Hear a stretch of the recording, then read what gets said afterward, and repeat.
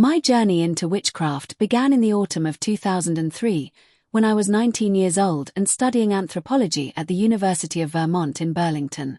The maples were turning brilliant shades of crimson and gold across the Green Mountains, and something about the season's transition from life to dormancy resonated with a restlessness in my soul that I couldn't name. I had grown up in a lukewarm Christian household in Montpelier, where church attendance was more about social obligation than spiritual conviction, and by college, I was actively rejecting what I saw as the restrictive, patriarchal religion of my childhood. The introduction came through Professor Helena Blackwood, a charismatic woman in her 40s who taught courses on folklore and mythology.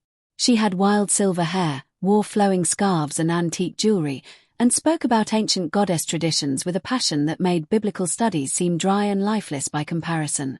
After class one October evening, she invited several students to her home in Shelburne for what she called a harvest celebration, an introduction to what she described as the old ways of honoring the earth's cycles and feminine divine energy. Her house was a converted 19th-century farmhouse filled with crystals, herbs hanging from exposed beams, and books that promised access to powers that mainstream religion had supposedly suppressed for centuries. That first ritual was intoxicating in ways I hadn't expected. We stood in a circle under the full moon, called upon what Helena described as the four elements, and performed what seemed like harmless ceremonies involving candles, incense, and affirmations about personal empowerment and connection to nature. The experience felt authentic in ways that church services never had, like I was accessing something primal and real that had been hidden from me my entire life. Within weeks, I was spending more time at Helena's house than in my dorm room, learning about tarot cards, astrology, herbal remedies, and what she called energy work. She introduced me to books by authors like Scott Cunningham, Silver Ravenwolf, and Star Hawk. Texts that presented witchcraft as a nature-based spirituality focused on healing, personal growth, and reclaiming feminine power from patriarchal religious structures. The philosophy was seductive. Instead of worshipping a distant, judgmental God, I could tap into divine energy that flowed through everything, including myself. My transformation accelerated during winter break when Helena invited me to join her coven, a group of 12 women who met regularly in the forests outside Stowe for rituals that went far beyond the harmless nature worship I had initially encountered. These women were serious practitioners who had been involved in witchcraft for years, some for decades.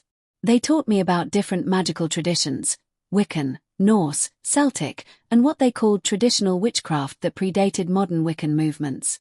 The rituals became more elaborate, involving complex ceremonies designed to manipulate energy, influence events, and commune with what they described as spirit guides and ancient deities. The sense of belonging was overwhelming. For the first time in my life, I felt part of a community that valued my intelligence, celebrated my femininity, and promised that I could develop supernatural abilities that would give me control over my circumstances.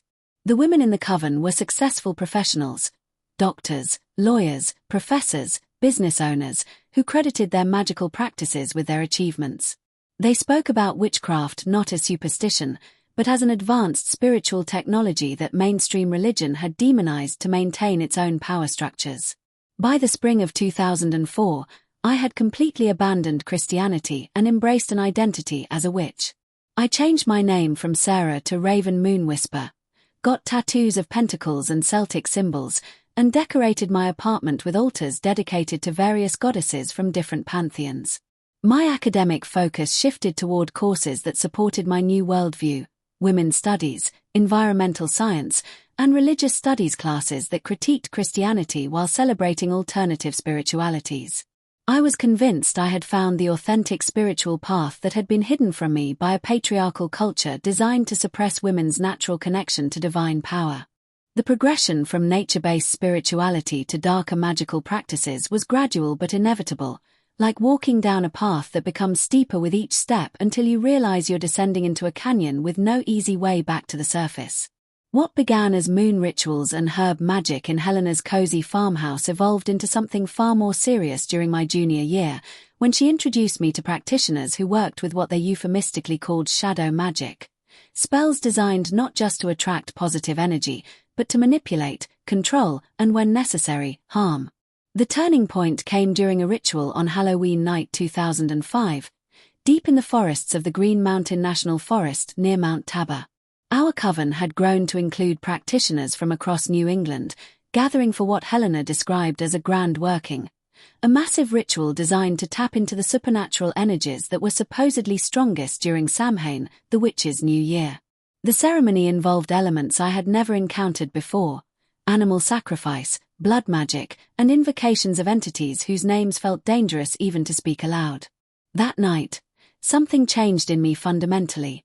During the ritual, I experienced what felt like spiritual contact with beings that claimed to be ancient spirits, offering me enhanced magical abilities in exchange for deeper commitment to their service.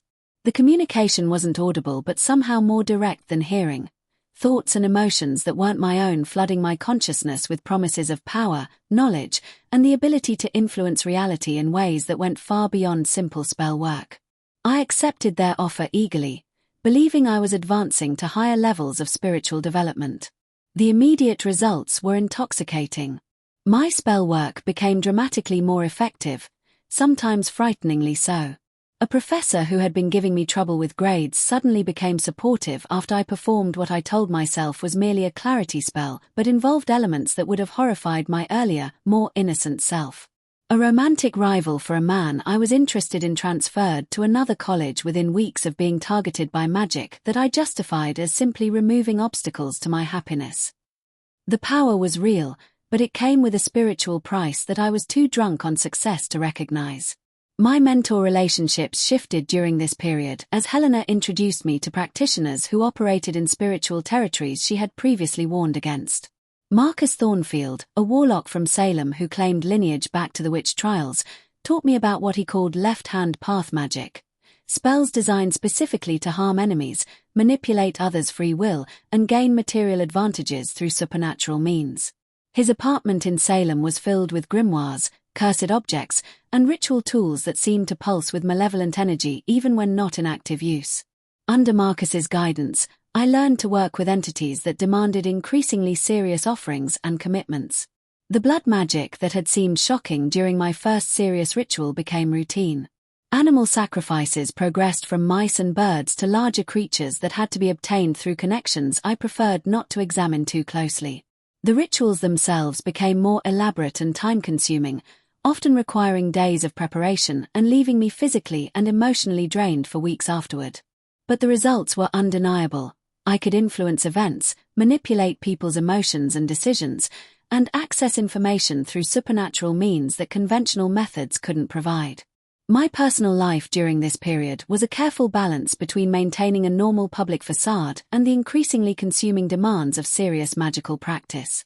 I completed my degree at UVM while spending most weekends traveling to rituals throughout New England, mountain-top ceremonies in New Hampshire's White Mountains, seaside workings on the Maine coast near Bar Harbor, and underground gatherings in the basements of occult shops in Boston and Providence.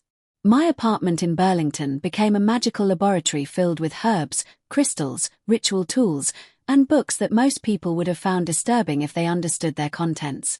The isolation was profound but felt necessary.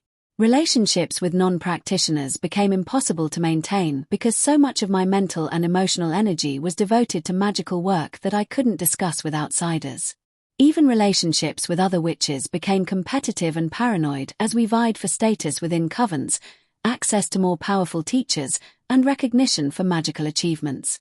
Trust became impossible when everyone possessed abilities to manipulate and harm others through supernatural means, creating a community bound together by shared knowledge but fractured by justified suspicion and fear. By 2008, 5 years deep into serious magical practice, I had achieved what most beginning witches could only dream of: genuine supernatural abilities that allowed me to influence reality in ways that defied rational explanation. I could read people's thoughts with disturbing accuracy, manipulate their emotions and decisions through spells that worked with frightening consistency, and access information about past and future events through divination techniques that proved accurate far more often than chance would allow. But these abilities came with a spiritual and psychological price that was slowly destroying everything human and beautiful in my life. The entities I worked with, beings I had initially believed were benevolent spirit guides helping me develop my natural psychic abilities, revealed themselves to be something far more dangerous and demanding. What began as simple offerings of flowers, wine, and handwritten prayers evolved into requirements for blood sacrifices, sexual rituals that violated my deepest moral instincts, and acts of malice against innocent people who had never harmed me. The creatures that had promised to enhance my magical abilities were actually feeding on my humanity, slowly transforming me into something that looked like Sarah Morrison on the outside but was becoming hollow and predatory within. My living situation reflected this internal transformation. I had moved from Burlington to an isolated cabin near Mount Mansfield, where I could conduct increasingly elaborate and disturbing rituals without interference from neighbors or authorities. The cabin was filled with magical paraphernalia that would have shocked my younger self, altars dedicated to dark entities whose names I couldn't speak aloud even in solitude, ritual tools crafted from materials that included human bone and hair, and grimoires written in languages that hurt my eyes to read but somehow made perfect sense when I was in the trance states that magical work required. The physical toll was becoming undeniable. Chronic insomnia left me functioning on 3 or 4 hours of sleep most nights, and the sleep I did get was filled with nightmares involving the entities I served and visions of future events that usually involved suffering and death. My weight dropped dramatically as the rituals required increasingly long periods of fasting, and my skin took on a pallor that made strangers avoid eye contact when I ventured into public spaces. Most disturbing were the changes in my eyes. They had developed an intensity that frightened people, as if something was looking through them that wasn't entirely human. My magical abilities, while genuine, were becoming less like spiritual gifts and more like supernatural addictions that demanded constant feeding. Each successful spell created hunger for more complex and powerful workings. Each divination session revealed information that led to deeper questions requiring more dangerous rituals to answer. Each entity I contacted promised greater knowledge and abilities in exchange for increasingly horrific offerings and acts of service that moved me further from anything resembling normal human morality or connection. The professional life I had maintained as a graduate student studying folklore and mythology provided perfect cover for my occult activities while slowly being consumed by them. My thesis research on pre-Christian magical traditions in New England was actually detailed documentation of my own magical experiments and the historical practices I was reviving through direct contact with supernatural entities. University libraries throughout New England became hunting grounds for rare books containing magical formulas, and I developed relationships with antiquarian book dealers who specialized in occult texts that most scholars considered merely historical curiosities.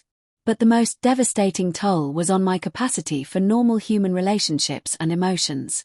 The constant manipulation of others' free will through magic made genuine connection impossible. How could I trust feelings of affection from friends or romantic partners when I regularly used spells to influence their thoughts and behaviors? Love became a tool for magical manipulation rather than a source of joy or comfort. Friendship became strategic alliance rather than genuine companionship. Even family relationships deteriorated as I found myself viewing my parents and siblings as potential resources for magical purposes rather than people deserving love and respect. The paranoia that comes with possessing genuine supernatural abilities while living among people who would consider you insane if they knew the truth created a psychological isolation that was becoming unbearable. Every conversation became a careful performance designed to hide my true nature and activities. Every social interaction required constant vigilance to avoid accidentally revealing knowledge gained through supernatural means. I was living multiple lives simultaneously: the scholarly graduate student, the nature-loving witch who attended public pagan events, and the serious practitioner of dark magic who worked with entities that demanded increasing loyalty and service in exchange for abilities that were making normal human life impossible. The breaking point came during the winter solstice of 2010. 7 years into my journey through increasingly dark magical territories.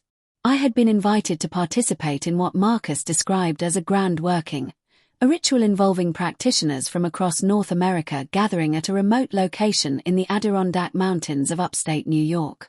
The ceremony was designed to open what he called a permanent gateway between our world and the realms where our spirit guides resided, allowing for unprecedented access to supernatural knowledge and power. The ritual site was an abandoned mining operation deep in the wilderness near Lake Placid, chosen because the natural iron deposits supposedly enhanced magical workings involving entities from lower realms. The gathering included more than 50 serious practitioners, many of whom I recognized from previous workings, but others who radiated a spiritual darkness that made me uncomfortable despite my years of involvement in similar activities. The preparations alone took 3 days, involving complex geometric patterns carved into the frozen ground, altars constructed from human bones that participants had collected over years of practice, and invocations in languages that seemed to cause physical pain when spoken aloud. On the night of the ritual itself, something went catastrophically wrong. The entities we contacted were not the familiar spirit guides who had been gradually corrupting my soul for years, but something far more powerful and malevolent that treated our entire gathering as insignificant pawns in cosmic games we couldn't comprehend. Instead of granting enhanced abilities, these beings began possessing participants, using human bodies as vessels to manifest in physical reality. The screaming began around midnight and continued until dawn, as people I had known for years were transformed into vehicles for supernatural forces that delighted in human suffering. I watched friends and mentors become puppets controlled by entities whose presence in physical reality caused the temperature to drop below survivable levels, made electronic devices malfunction in ways that suggested malicious intelligence, and filled the air with smells that reminded me of decomposing corpses and sulfur. 3 participants died that night, not from violence or accident, but from what appeared to be their souls simply abandoning their bodies when the supernatural pressure became too intense to survive. Others suffered permanent psychological damage, becoming catatonic or developing dissociative disorders that no conventional therapy seemed able to address. My own experience during that ritual was a revelation of horror that shattered the spiritual framework I had built my adult life around. The entity that attempted to possess me communicated directly about its true intentions and the reality of what I had been involved in for 7 years. The beings I had believed were ancient spirits offering wisdom and power were actually parasitic forces that fed on human spiritual energy, slowly consuming their hosts' capacity for love, joy, creativity, and connection to anything beautiful or holy. They had been using my magical practices to gradually hollow out my soul, preparing me to become a more suitable vessel for complete possession. The only thing that saved me from complete possession that night was a cross necklace I wore hidden under my ritual robes, a gift from my grandmother that I had never removed despite years of rejecting Christianity. When the entity attempted to take complete control of my consciousness, the cross became burning hot against my skin, creating physical pain that somehow gave me the strength to resist. In that moment of supernatural warfare, I called out to Jesus Christ not from theological conviction but from desperate instinct, and the presence that had been crushing my soul suddenly recoiled as if struck by lightning. The aftermath was chaos. Several participants were hospitalized with injuries that doctors couldn't explain, others disappeared entirely rather than face questions about what had occurred, and law enforcement agencies in 3 states launched investigations into what they classified as a cult-related incident with multiple fatalities. Marcus and several other organizers fled to other countries rather than risk prosecution, and the entire network of practitioners I had been connected to dissolved overnight as everyone involved tried to distance themselves from the disaster. I drove back to Vermont in a state of shock that lasted for weeks, haunted by visions of what I had witnessed and tormented by the realization that everything I had believed about my spiritual path was a lie. The entities I had served for 7 years weren't ancient gods or spirit guides offering enlightenment. They were predatory forces that had been systematically destroying my humanity while convincing me I was gaining supernatural wisdom and power. The magical abilities I had developed weren't spiritual gifts but symptoms of my soul being consumed by parasitic beings that fed on human spiritual energy like vampires feeding on blood. The months following the Adirondack disaster were the darkest period of my life, as I struggled to disentangle myself from supernatural influences that had become integrated into every aspect of my identity and daily existence. Simply deciding to stop practicing magic wasn't enough. The entities I had been serving for years didn't release their claims on me just because I had changed my mind about wanting their assistance. The spiritual warfare that began that winter night continued for months, manifesting as psychological torment, physical illness, and supernatural harassment that followed me everywhere I tried to hide. My first attempt at finding help came through conventional mental health services, but therapists and psychiatrists had no framework for addressing problems caused by genuine supernatural oppression. Medications for depression and anxiety provided no relief from spiritual attacks that occurred primarily during sleep or meditation. Cognitive behavioral therapy was useless against intrusive thoughts that came from external supernatural sources rather than internal psychological issues. Even well-meaning counselors who specialized in religious trauma couldn't help because my problems weren't caused by harmful religious beliefs, but by actual spiritual entities that had legal claims on my soul through contracts I had made during magical rituals. The breakthrough came through Dr. Rebecca Hart, a Christian counselor in White River Junction who specialized in what she carefully termed spiritual oppression issues. Unlike secular therapists who approached supernatural experiences as psychological symptoms, Dr. Hart understood that some people's problems are caused by actual spiritual forces that require spiritual solutions. She had worked with former practitioners of various occult systems and understood both the reality of supernatural oppression and the specific steps required to gain freedom from entities that claim legal authority over human souls. Her approach combined practical psychology with theological understanding of spiritual warfare, helping me recognize the difference between psychological issues that required therapy and supernatural problems that required prayer, fasting, and what she called spiritual housecleaning. The process began with detailed confession of every magical practice I had been involved in, every entity I had contacted, and every agreement I had made during 7 years of increasingly serious occult involvement. This wasn't Catholic-style confession for moral absolution, but strategic intelligence gathering that helped identify specific spiritual contracts that needed to be broken through prayer and renunciation.